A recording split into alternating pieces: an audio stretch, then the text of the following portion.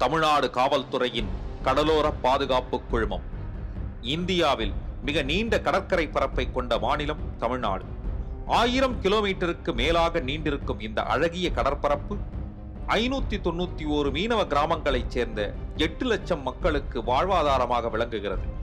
மேலும் அணுசக்தி, பெட்ரோலியம், உரத் தயாரிப்பு, துறைமுகங்கள், இராணுவம் போன்ற அதிமுக்கியத்துவம் வாய்ந்த பலவும் இக்கடற்கரை பரப்பு முழுவதும் அமைந்துள்ளன.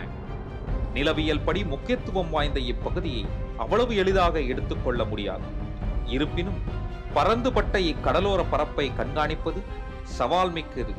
எனினும் மாநிலத்தின் வளர்ச்சிக்கு கடலோர பாதுகாப்பு இன்றியமையாத ஒன்றாகும்.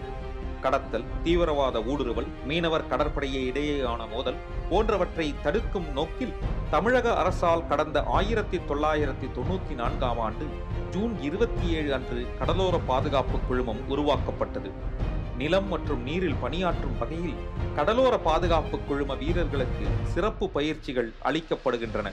கடலோர பாதுகாப்பு குழுமம் சென்னை முதல் கன்னியாகுமரி வரை 13 கடற்கரை மாவட்டங்களை உள்ளடக்கி மொத்தம் 42 கடற்கரை காவல் நிலையங்கள் மற்றும் புறக்காவல் நிலையங்கள் உள்ளன. மேலும் 60 சோதனைச் சாவடிகளை கொண்டு செயல்பட்டு வருகிறது.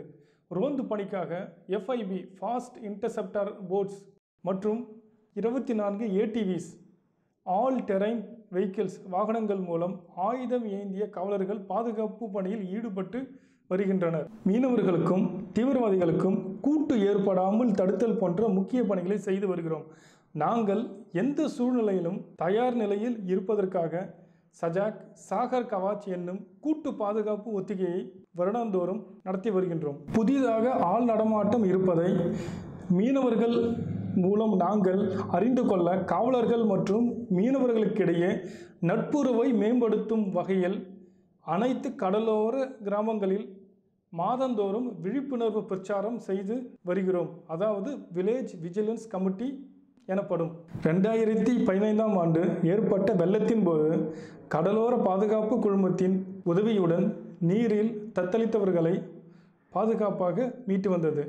மேலும் 2016ஆம் ஆண்டு கடலில் மீன்பிடிக்க 78 படகுகளில் சென்ற 353 மீனவர்களின் படகுகள் பழுதடைந்ததால் அவர்களை பத்திரமாக கடலோர பாதுகாப்பு குழுமம் கரைக்கு மீட்டு வந்தது.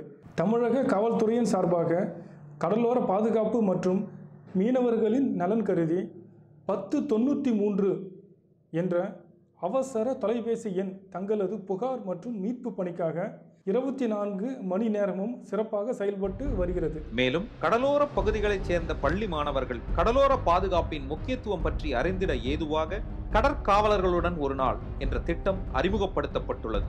இதன்படி குழந்தைகள் கடலோர பாதுகாப்பு குழுமத்தின் தலைமையகத்திற்கு அழைத்துச் செல்லப்பட்டு இந்திய கடலோர பகுதிகள் மற்றும் இந்திய கடல் எல்லைகள் குறித்து விளக்கப்படங்கள் காண்பிக்கப்படுகின்றன. மேலும் கடற்காவல் நிலையங்களுக்கு சுற்றுலா அழைத்துச் செல்வது, சிறப்பு படகுகளில் கடலுக்குள் ஒரு சாகச பயணம் மேற்கொள்வது போன்ற அனுபவங்களும் மாணவர்களுக்கு அளிக்கப்படுகின்றன.